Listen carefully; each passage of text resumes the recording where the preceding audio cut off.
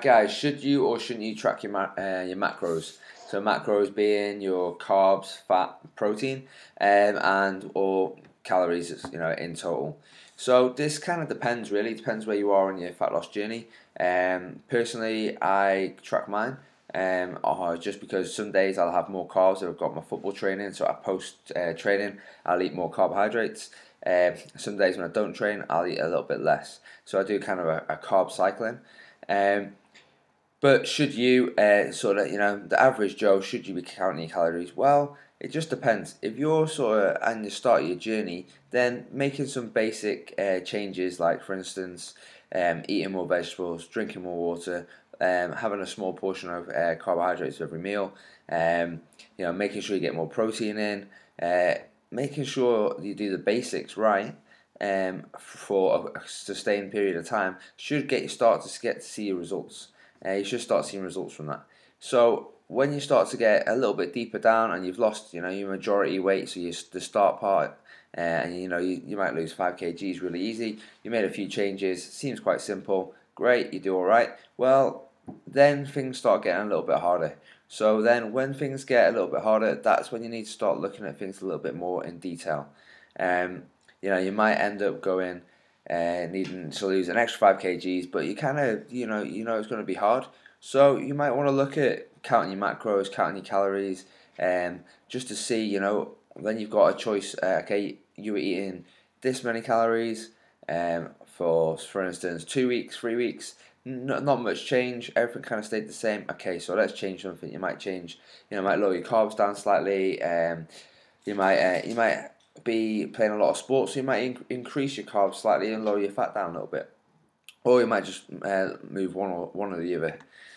But if you don't know how much food you're taking in, then you don't really know what changes to make. Now I know it can be a bit of a pain.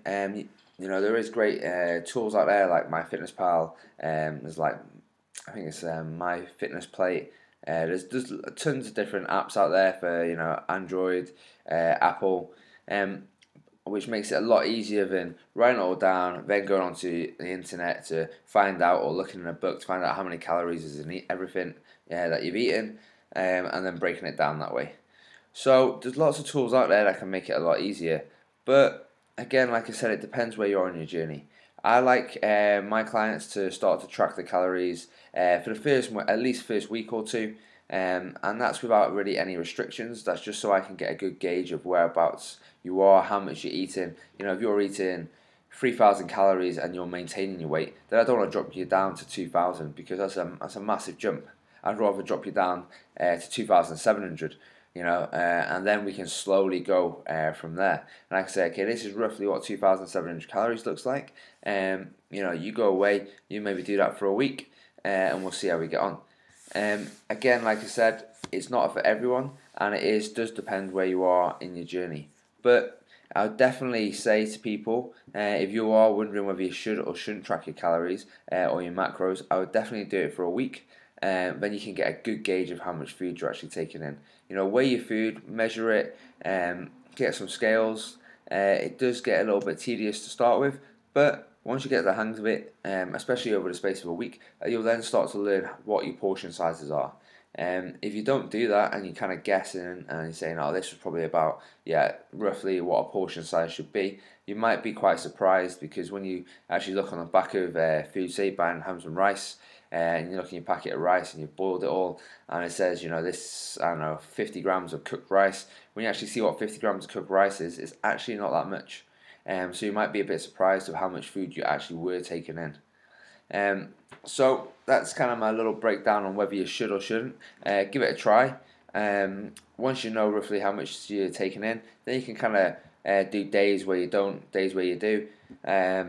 If you're losing weight during the week and then you get to the weekend and on the weekends you're gaining weight, or your weight's getting put back on, then just track your calories over the weekend. If you've got a lot of weight to lose and you don't want to track your calories, you know that, okay, this is how much I'm actually taking in. Well, I could probably just substitute some of this food for some more veggies, get some more water in, get some more protein in. Then that might be enough for you to start to see the weight drop down to start with.